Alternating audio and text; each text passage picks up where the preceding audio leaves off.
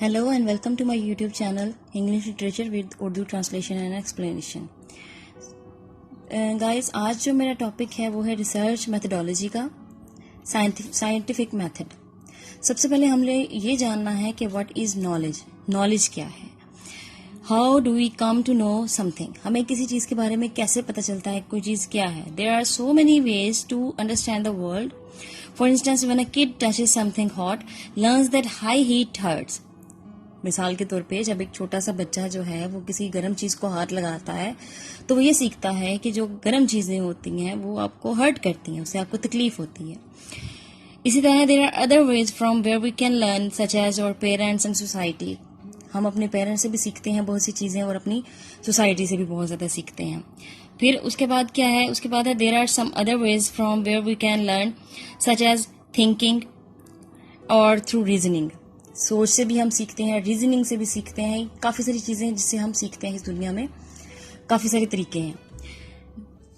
अच्छा, रीजनिंग से आगे उसके रीजनिंग के दो पार्ट हैं. Two types of reasoning, inductive reasoning and deductive reasoning.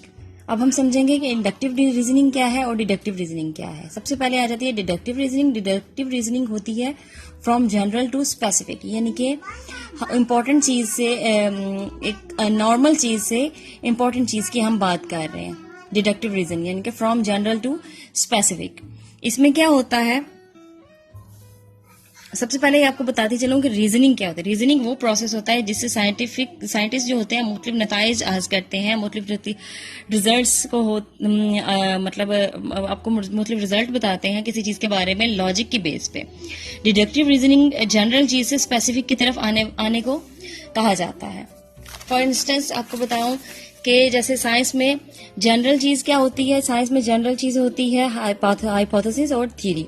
Science में जनरल चीज क्या होती है? Theory and hypothesis. और स्पेसिफिक क्या चीज होती है? स्पेसिफिक चीज होती है ऑब्जर्वेशन.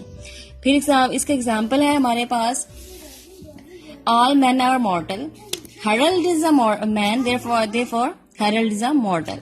यानी कि इसमें क्या हो रहा है? इसमें सबसे पहले बात आ गई ऑल मैन आर मॉर्टल, यानी कि एक थ्योरी है कि सारी जो लोग होते हैं, सारे बंदों की ये बात हो रही है कि सारे बंदे मॉर्टल हैं. जनरल बात हो रही है. लेकिन जब बात आ जाती है कि हेरल्ड इज अ मॉर्टल, यानी कि अब ये जनरल से स्पेसिफिक की बात आ गई. किसी एक बंदे की तरफ पॉइंट आउट करके बताया जा रहा है कि हेरल्ड मॉर्टल है, यानी कि from general to specific. Theory जो होती है गाइज वो गलत भी हो सकती है, वो सही भी हो सकती है. तो इसकी बेस पर हम जो भी स्टेटमेंट स्पेसिफाई करेंगे वो गलत भी हो सकती है, उसको वो सही भी हो सकती है, गलत भी हो सकती है. उसके बाद आ जाता है इंडक्टिव रीजनिंग. इंडक्टिव रीजनिंग में क्या होता है? इसमें स्पेसिफिक टू जनरल बात होती है, यानी कि खास से आम की बात होती है. इसमें क्या होता है कि ऑब्जर्वेशन यानी कि जनरल थ्योरी होती है. मसलन आप ऑब्जर्व किया कि सारा मॉर्टल है, ईशा मॉर्टल है, हिबा मॉर्टल है, तो आपने ये सोच लिया, ये थ्योरी बना दी कि जी सब मॉर्टल है. इसी तरह जैसे हमारे यहाँ एक मशहूर है कि जी मौलवी हलवे के शौकीन होते हैं. मोस्टली हमारे यहाँ ये होता है ना कि जी जो मौलवी होते हैं वो हलवे के शौकीन होते हैं. इसी तरह शेख जो है वो सॉरी टू से, फिर शेखों के बारे में ये मशहूर है कि वो जरा कंजूस होते हैं.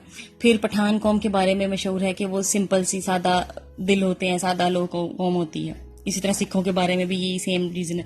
मतलब कि किसी एक बंदे की फितरत से अंदाजा लगाया जाता है कि बाकी सब भी लोग इसी तरह के हैं. एक बंदे से स्पेसिफाई कर लिया जाता है कि ज्यादा लोग कैसे होंगे. ये था हमारा आज का lesson, inductive reasoning and deductive reasoning. आपको अब काफी आई होप कि समझ आ गई होगी. डिटेल में मैंने समझाया है कि इंडक्टिव रीजनिंग क्या होती है, inductive reasoning from general to specific and deductive reasoning from specific to general.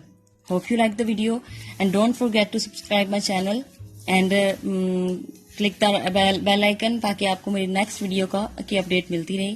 Thank you so much.